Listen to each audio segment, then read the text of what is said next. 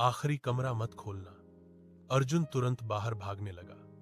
भगदड़ में वह हवेली के सबसे पुराने हिस्से में जा पहुंचा, जहां उसे एक बड़े ताले वाला दरवाजा दिखा।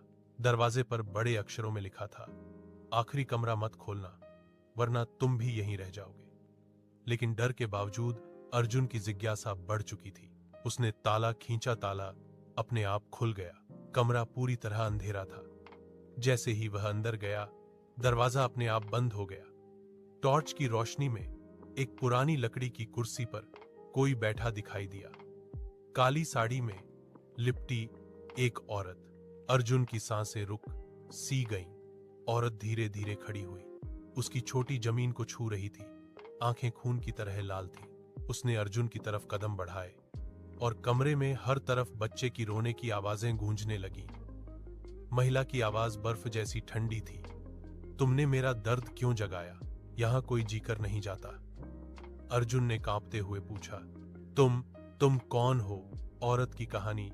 औरत ने धीमे से सिर उठाया और बोली, मैं इस हवेली की मालिक रुक्मिणी हूं। उसकी आवाज अचानक बदली, तेज, गहरी और भयानक। मेरे पति ने मुझे इसी कमरे में जला दिया था। मैं बदला लेने नहीं आई। मुझे बस साथ चाहिए, कोई जो मेरे दर्द को महसूस करे, कोई जो हमेशा यहीं रहे। अर्जुन पीछे हटने लगा, पर कमरे का दरवाजा गायब हो चुका था।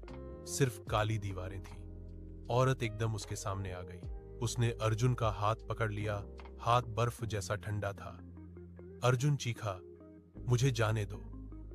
पर उसकी आवाज हवेली के बाहर तक नहीं पहुंची। हवेली के बाहर अगली सुबह गांव वाले हवेली के बाहर जमा थे।